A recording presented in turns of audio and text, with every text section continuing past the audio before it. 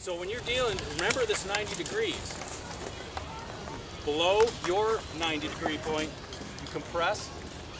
When you deal with a taller person, you don't lean back. You don't just push your hips forward. You keep the feel in your feet. That's how I can tell. Feel what you feel in your feet. And to test it, try this. Get your foot position like we talked about. Okay? And for the first part, push your hips forward a little. You feel it on your toes. You're up on your toes.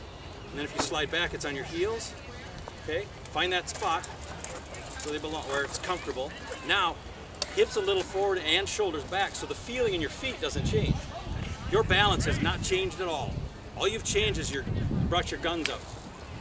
You point at them. The message you're giving your opponent here is not, I'm going to block you, I'm not going to weather your shots. My goal here is to hit you. So I am taking this and I'm pointing right at you. So now you put this together. This hand, which is no longer out here, up here, down here, it's in front of my shoulder.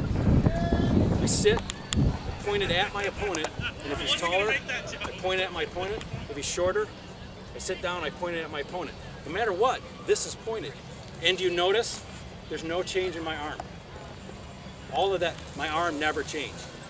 I changed it with my body. I changed it with my hips. So it's every shot, when I say it's the same, they're virtually identical. They even come from the same place. Does that make sense? When you're dealing with a legged opponent, it's essentially an extension of that. You just sit down low. Advanced people, you'll all smile when I say this because you've done it 1,000 times. You'll get legged, you're on your knees, and that intermediate or newer person who happened to get the leg shot on you comes forward, and you wait, and they go, no. And then you go, you just hit them in the head. Why? Because they just gave it to you. But if they sit down, you shut down your legs, and the leg guy can't get behind you. And you gain more mobility, which the low person has even less of.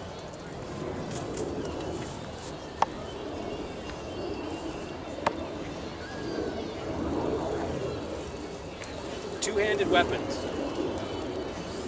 Florentine fighting. Steal your sword. Thank you. The purpose of these? Hitting. Yeah, you'll block with them. But their purpose is hitting. If you've chosen a Florentine stance that allows you to block well, why are you fighting Florentine? If you want to block, get a shield. You know, I like sword and shield because I'm more comfortable with that. When I fight Florentine, both of these sit in front of my shoulder. Again, going back to our basics, remember to set right in front of the shoulder and point it at our opponent. Now I have two of them. They're both pointed at my opponent. I don't drop one. Okay? Dog likes to change stances. Duke Dog from the mid-room will change stances often with his Florentine. He has specific reasons for them. All rules can be broken, and he's one of those. He's worked so long on doing each of these a certain way that he uses them specifically for purposes.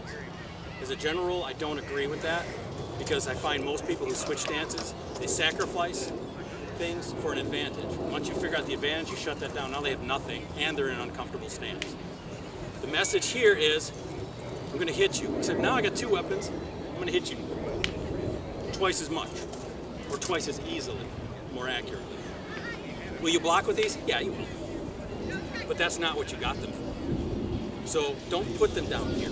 What this tells your opponent is either you're going to thrust or you're going to roll shots. See that spot?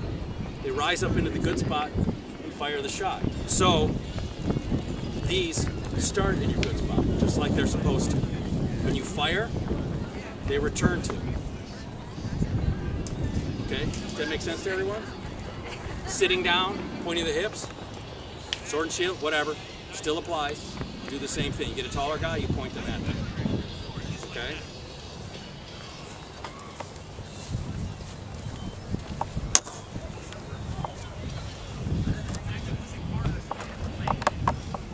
Single sword.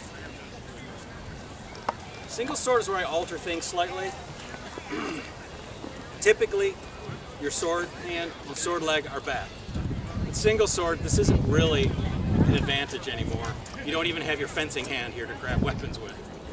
So in this case, it's about the only time that I will fight what we call funny foot, putting your weapon foot forward, fighting this way. But you'll notice this hand is still up here. I see this a lot. People fight single sword and they drop down here because it's a stronger defense. You know what? It is a stronger defense.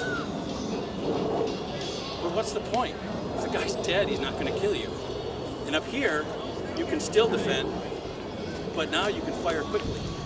And you can pick people off before you have to defend.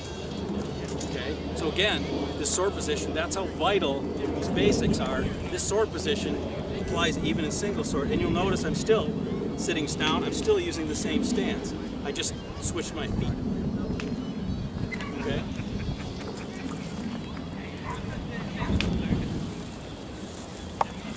Melee, and I'm going to preface this. I'm from House Darkyard. We're a melee household. I am not a great melee fighter. I'm a decent melee fighter. So what I'm going to tell you, I know works, and the stuff I don't know, I'm just not going to tell you. I'm not going to pretend. For melee is the one time they do things a little different. I'm going to steal your shield. This is what we commonly do. Again, it's one of those places where we change the stance. I do not recommend this for any kind of a tournament fight.